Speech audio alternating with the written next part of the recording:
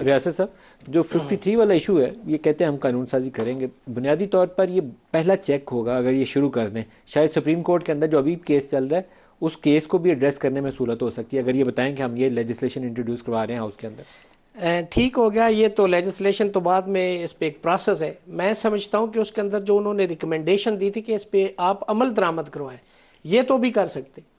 عمل درآمد سب سے امپورٹنٹ ہے، لیجسلیشن کے لیے تو ٹائم درکار ہے نا، تو سپریم کورٹ کا جو سو موٹو اس پہ تو ٹائم لگے گا ڈیسائیڈ ہونے میں۔ کتنی کمیشنز کی ریکمنڈیشنز ہیں، ان تمام پہ عمل درآمد کر دے۔ حکومت اپنا یہ بونا فائڈی شو کرے کہ ہم اس ملک کے اندر رول آف لا چاہتے ہیں، امپلیمنٹیشن آف لا چاہتے ہیں، اور ہم چاہتے ہیں کہ supremacy of constitution who, constitution کو ٹرو سینس میں امپلیمنٹ کرنا ہے۔ تو آپ ان تمام ریکمنڈیشنز کو، چونکہ اس وقت کے ایگزیکٹو کے بنائے ہوئے یہ جوڈیشل کمیشن تھے جن کی یہ ساری ریکمنڈیشنز ہیں، اور وہ امپاورڈ تھے جوڈیشل کمیشن جنہوں نے یہ ساری انکوائری، انویسٹیگیشن، اور آفٹر کلیکشن آف ایویڈنس، اور after hearing all the parties جو کنسرننگ۔ دھرنا کے اوپر تو ابھی بھی فیض آباد کے اوپر ایک کمیشن کی رپورٹ ابھی بھی ایک انہوں نے بنائی ہے نا کمیشن، جس کے اندر ابھی وہ شاہد خاقان صاحب بھی اور احسن اقبال بھی سارے جا کے بیانات بھی ریکارڈ کرا، میں یہی تو عرض کر رہا ہوں، اس کی رپورٹ بھی لے آئیں صبح سپریم کورٹ میں اور آرڈر جاری کر دیں اور کہیں کہ جی یہ ساری چیزیں اس پہ ہم امپلیمنٹ کرتے ہیں، کسی لیجسلیشن کی ضرورت نہیں، کانسٹیٹیوشن میں یہ ساری چیزیں ڈیفائنڈ ہیں۔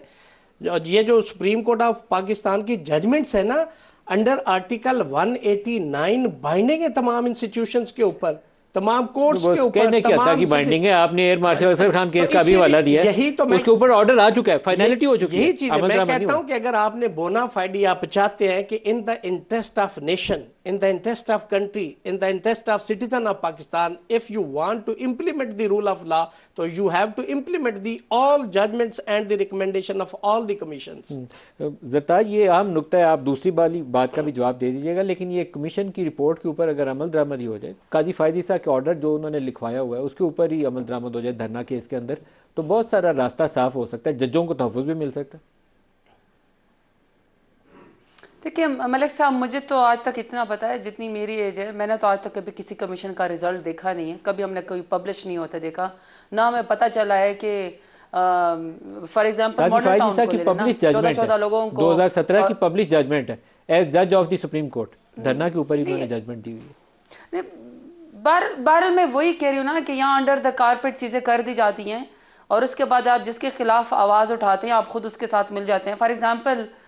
میں تو کراس ٹاک میں جانا نہیں چاہتی ہوں، لیکن اگر فاروق نسیم صاحب نے اس وقت سپریم جوڈیشل کونسل میں اگر چیف جسٹس صاحب کے خلاف ریفرنس بھیجا تھا تو I am really sorry to say آج ہم کے ان کے ساتھ بیٹھی ہوئی ہیں نا، آج انہوں نے مل کے ایسے ایسے لوگوں کو سینیٹر بنوایا ہے جو خود ان کے اپنی پارٹی کے بھی نہیں ہے، اور کس آئین قانون کی وہ کرتے ہیں؟ کیا آپ پاکستان کی کسی قانون اور آئین میں یہ آپ کے ساتھ جو ہے وہ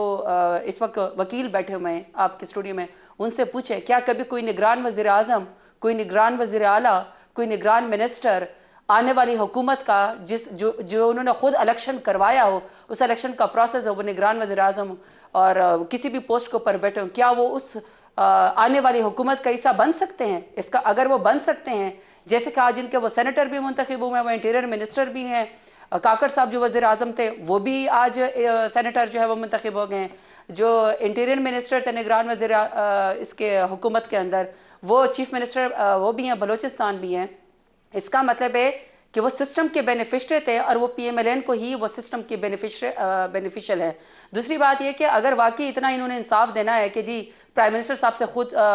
چیف جسٹس صاحب نے کہا تھا کہ جی یہ آپ کی ماں کے ساتھ یہ فلی آپ ہمارے ساتھ کوآپریٹ کریں گے اور یہ ججز کو انصاف ملے گا، تو I am really sorry to say یہ جو 6 ججز صاحبان نے جو خط لکھا ہے، بیڈ روم تک تو جو کہانی پہنچ گئی ہے، کسی کو ٹارچر کیا گیا، کسی کو بلیک میل کیا گیا ہے، وہاں پہ لوگوں کی زندگی کو خطرہ ہے، پرائیویسی کو انویٹ کیا گیا، اس کا الٹیمیٹ بینیفیشری کون ہے؟ جو الٹیمیٹ بینیفیشری ہے وہ تو پھر شہباز شریف ہے، وہ تو پھر نواز شریف ہے۔ وہ کیسے کہہ سکتے ہیں کہ میں آپ کے ساتھ بڑا کوآپریٹ کروں گا؟ اصل میں تو جب اس کا رزلٹ آئے گا تو پتہ چلے گا کہ یہ تو سارا شہباز شریف کی اما کے اوپر کیا گیا، تو جس کو خود کٹہرے کے اندر ہونا چاہیے وہ خود انصاف کیسے دے سکتا ہے؟ سرتاج لیکن آپ کو یہ نہیں لگتا کہ پی ٹی آئی کے دور کے اندر جسٹس شوکت عزیز صدیقی کے ساتھ اور جسٹس قاضی فائزی صاحب کے ساتھ جو کچھ کیا گیا تھا پی ٹی آئی کے دور حکومت میں، آج وہی سارا کچھ موجودہ حکومت ان 6 ججوں کے ساتھ کر رہی ہے، تو بنیادی طور پر تو اس اصول کو وضع کرنے کی ضرورت ہے کہ آپ ججوں کے ساتھ یہ کچھ نہیں کر سکتے۔ ٹک ٹاک والی جو وہ حکومت ہے جو اس وقت پنجاب حکومت ٹک ٹاک سہیلیوں کے اوپر چل رہی ہے، یہ جا او جا ٹک ٹاک کی کہانیاں بنا رہی ہے، کسی کے گھر میں گھس گئے، پہلے سے کیمرہ مین کھڑے ہوئے، پرفارمنس زیرو، مینڈیٹ زیرو، اور عیش و عشرت اور ٹک ٹاک کے اوپر زور ہے، اس کی پرفارمنس واقعی بہت اچھی ہے۔ تو آپ کسی کی زندگی کو خطرے میں ڈال کے، خان صاحب کی زندگی کو خطرہ ہے تو آپ نے اس وقت مذاق اڑایا، وزیر آباد میں ان کو پر حملہ ہوا، یہ تو اللہ تعالیٰ نے بچا لیا۔ آپ کے پاس کوئی جواب ہے اس طرح کی چیز کا؟ تو خدا کا واسطہ کسی کی زندگی اور موت کے بارے میں نا اس طرح کی سویپنگ سٹیٹمنٹ نہ دیا کریں۔ دوسرا، آپ نے آخری بات ملک صاحب انہوں نے فرمایا کہ جی اب آپ لابی وہ کریں گے جی امریکہ شمریکہ کی۔ خان صاحب وہ بندے ہیں جو یونائٹڈ نیشن میں آنکھوں میں آنکھیں ڈال کے نا امت مسلمہ کا اور شان رسول کا مقدمہ ایبسولوٹلی ناٹ کہہ کے اور یا کا نابود و کا نستعین کہہ کے لڑتے تھے۔ آپ کے ہاں تو پسینے چھوٹ جاتے تھے، گھٹنوں کے نیچے پرچیاں چھپ جاتی تھی، پسینے آپ کو چھوٹ رہے ہوتے تھے، پانی کی گلاس آپ پی رہے ہوتے تھے، اور جا کے پریزیڈنسی میں جا کے کیا کہہ رہے ہوتے تھے؟ Mister President, nihari and paye are waiting for you in Pakistan. یہی آپ کی وہ تھی نا انڈیپینڈنس فارن پالیسی تھی۔